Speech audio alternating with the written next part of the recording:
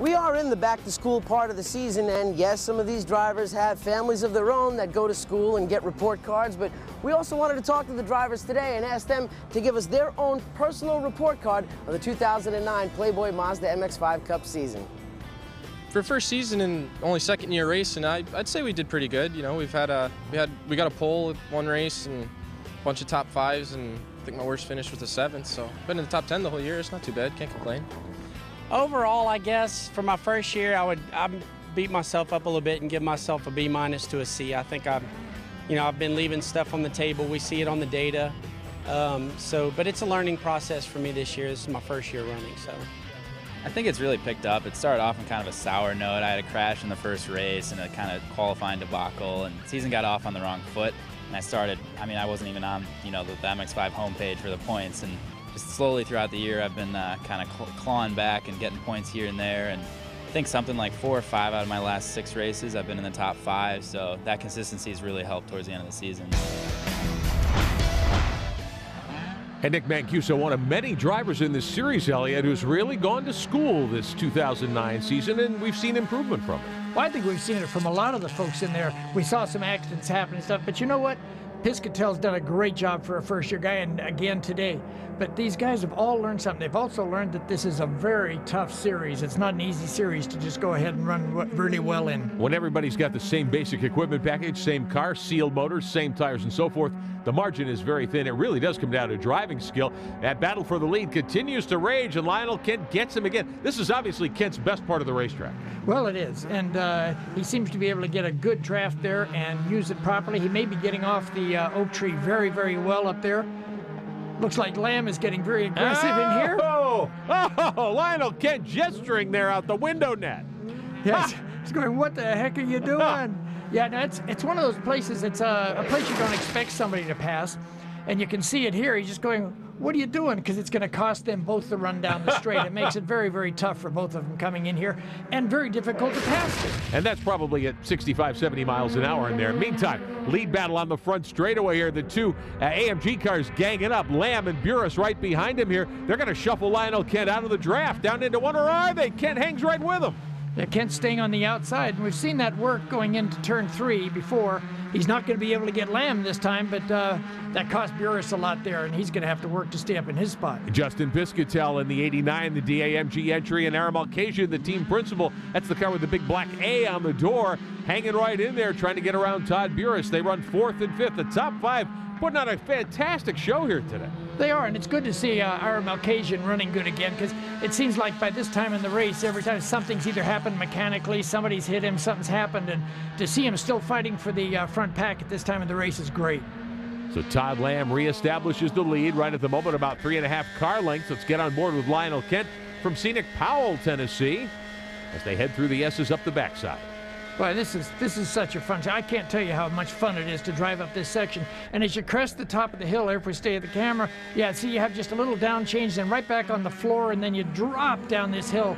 And you do, like you mentioned before, lose a lot of grip there as you come down over that hill, and then into this braking while you're turning, trail braking, and into the tightest corner on the track here and trying to get a shot off of there. That right-hander with the oak tree, that's one of the signature parts of this racetrack, isn't it? Oh, absolutely. It's famous from the old days, and I'm glad when they redid the racetrack, they did not take it off and left that oak tree there.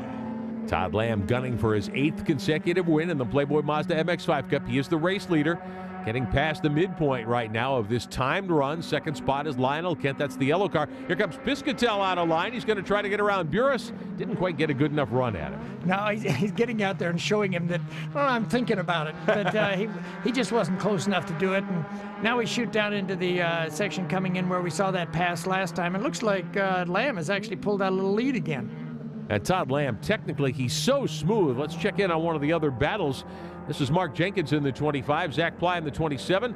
Up the straightaway, coming to the final couple of corners here, heading back towards start-finish. You know, that's what we had talked about before. You know, Ply had been running so well, and he's now back with Mark Jenkins. But Mark Jenkins, even though he's running back in the pack, is somebody who's run up in the front group before. So it's not like he's really a slow guy. He was just had a terrible qualifying weekend. That was the battle for 11th spot. Top 5 continue to run nose to tail. Todd Lamb is still your leader. Second spot belonging to Lionel Kent. 13 laps complete. in this timed event. Should be time for another 6 or 7 laps of action here today. First of a doubleheader weekend. These cars and drivers will be back tomorrow to wrap up the 2009 Playboy Mazda MX-5 Cup season. We'll have the coverage for you right here in the days to come. Lead battle continuing to rage. The third place car belongs to Todd Burris. He was a series regular a year ago.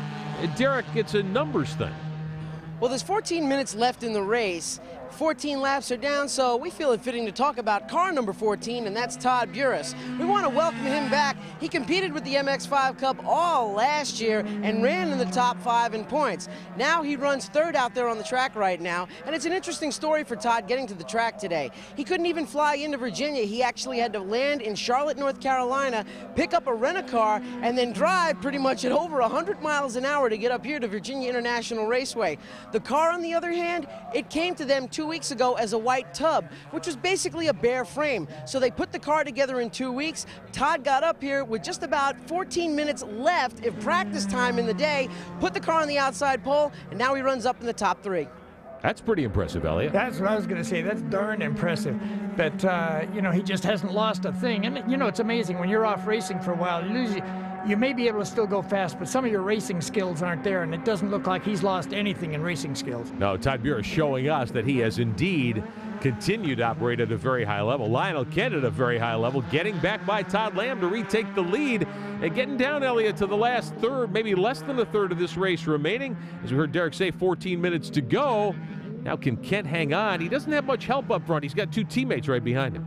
Yeah, what he needs is his teammates to get by Burris and get up and help him up a little bit here, because you know the 2 blue cars are going to work together. The AMG guys, that's what they do. You know, they will work together, and why wouldn't they? That's your buddy, man.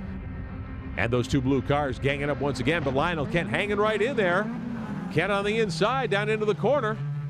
And if anybody makes a mistake now, Piscatel's going to be all over it.